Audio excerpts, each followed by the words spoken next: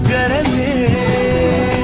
ఈ రాధమ్మకు కృష్ణుడు నేనై, సీతమ్మకు రాముడు నేనై, బతుకంతా నీతో ఉంటాలే.